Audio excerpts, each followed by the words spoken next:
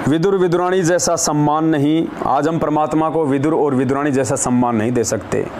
परमात्मा के लिए उनके घर में था क्या, बेचारा वो गरीब था, केले लेके आया और मतलब श्री कृष्ण जी को अपने घर पे आता देख कर, अपने घर पे बैठा देख कर, और श्री कृष्ण जी के रूप में स्वयं वो कबीर परमात्मा थे, तो भूल गए वो अपने आओ भाव, भूल गए परमात्मा को देख के, हक्का बक्का रह गए। जैसे सेव और सम्मन के घर पे परमात्मा गए, जैसे उन्होंने कुआड़ खोले तो सेव और सम्मन परमात्मा के चेहरे की तरफ ही देखते रह गए, भूल गए सब कुछ कि हम जैसे निर्धनों के घर पे ये कबीर परमात्मा, ये सारी सृष्टि का रचनहार। उनको विश्वास नहीं हो रहा था कि हम कोई सपना तो नहीं देख रहे हैं। तो विदुर विदुरानी भी परमात्मा के भाव में इतने भावित हो गए थे कि दुर्योधन का और पांडवों का भोजन छोड़कर श्री कृष्ण जी मेरे घर पे आए हैं, त्रिलोकीनाथ पागल सा हो गया।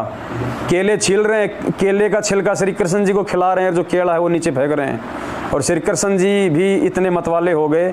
भगवान भी अपने भगत के भाव देखता है। साधु भूखा भाव का, धन का भूखा नाई, जो कोई धन का भूखा साधु भी नाई। परमात्मा ने सारे छिलके खा लिए, और जब बाद में मालूम पड़ा तो वो फिर वो रोने लगे। तो परमात्मा ने कहा कि भाई मैंने तो छिलके नहीं खाए, मैंने तो केले खाए, मुझे तो केलों से भी ज़्यादा जो है इंटरेस्ट आया है, स्वाद आया है, क्योंकि परमात्मा उन केलों का भूखा नहीं है, छिलकों का भूखा नहीं है, परमात्मा भगत के भाव का भूखा है।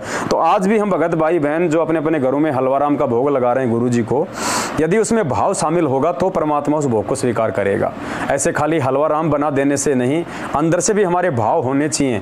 और भोजन कराते समय भी हमारे अंदर ये होना चाहिए कि हम किसी फोटो के आगे नहीं लगा रहे, हम साक्षात हमारे परमात्मा के आगे हम भोग लगा रहे हैं। वाले एक शब्द है ना, उसमें गाते हैं कि भाई कौन कहता है भगवान खाते नहीं, बेर सबरी के जैसे हम खिलाते नहीं। तो जिस प्रकार हम सबरी माता की तरह जब हम परमात्मा को बेर, क्योंकि एक बहन आई थी साथ संगति में, वो कहने लगी भगत जी यहाँ पे साफ सफाई नहीं है, यहाँ पे कुछ ऐसा नहीं है। तो दास ने अब सोचा भाई अब इस समय क्या कहें बहन को, लेकिन बाद में चर्चा हुई कि परमात्मा भाव का भूखा है, जानबूझ के यहाँ कोई गलती नहीं करेगा साथ संगति में।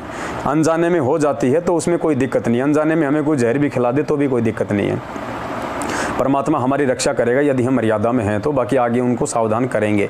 तो परमात्मा देखो कैसे मालिक ने बताया कि जो सबरी थी वो इतनी काली कलूटी थी, उसका चेहरा इतना विकराल था, दांत वांत इतने निकले हुए, पहले कहाँ पे कोलगेट हुआ करती थी, और इतना मतलब जैसे अपन कहते हैं मतलब कि भूंडी शकल देखे तो मतलब घृणा आ जाए। लक्ष्मण जी को तो शकल देखते उल्टी आ रही थी। और राम रूप में वो परमात्मा, क्योंकि परमात्मा और रामचंद्र जी ने माता सबरी के बेर नहीं खाए थे, रामचंद्र जी बेर नहीं खा सकते, तो वो एक राजा थे, राजा अहंकारी होता है, राजा अभिमानी होता है। वो बेर रामचंद्र जी के रूप में इस कबीर परमात्मा ने खाए थे।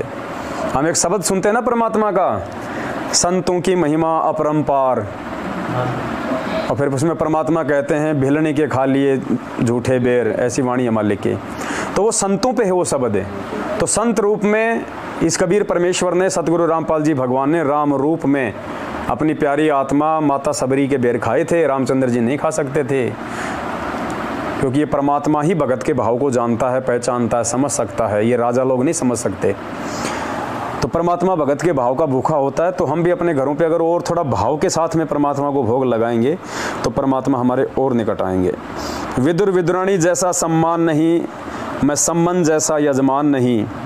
बताओ, सम्मन ने अपने बेटे की गर्दन तक काट दी परमात्मा की।